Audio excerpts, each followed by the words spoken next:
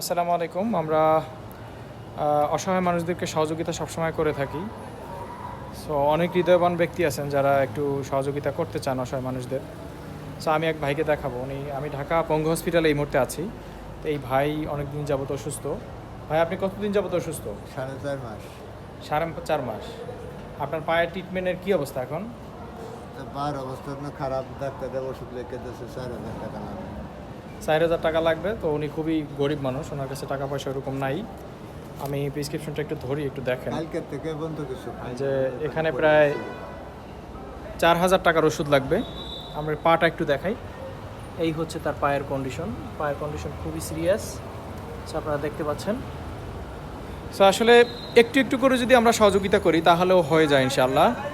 বেশি তো না, 4,500 থেকে 5,000 টাকা সর্বোচ্চ ওষুধ লাগবে। সো আপনারা চাইলে একটু সহযোগিতা করতে পারেন।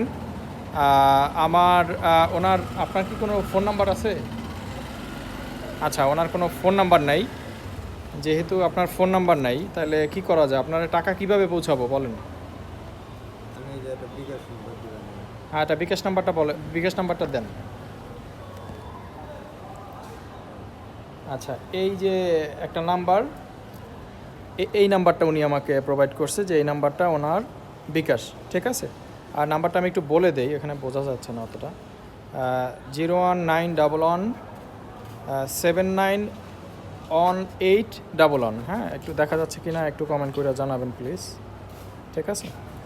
তো এই নাম্বারটা হচ্ছে ওনার বিকাশ নাম্বার। সো আসলে হয় কি, আমরা কিন্তু একসাথে আড্ডা দিলে চা খেতে খেতেও 200 টাকা খরচ করে ফেলি। সো এই ভাইটির জন্য একটু চেষ্টা করবেন যে সবাই একটু সহযোগিতা করা যায় কি না। ইনশাল্লাহ সবাই একটু চেষ্টা করবেন, 200 টাকা হলেও পাঠান, ইনশাল্লাহ এটা হয়ে যাবে ইনশাল্লাহ। আর একটা বিষয় হচ্ছে, আপনারা বেশি বেশি লাইভটি শেয়ার করেন। অর্থযোগিতা না করতে পারলেও অন্য কেউ করবে আপনার মাধ্যমে, আপনি সওয়াবের উপকৃত হবেন ইনশাল্লাহ।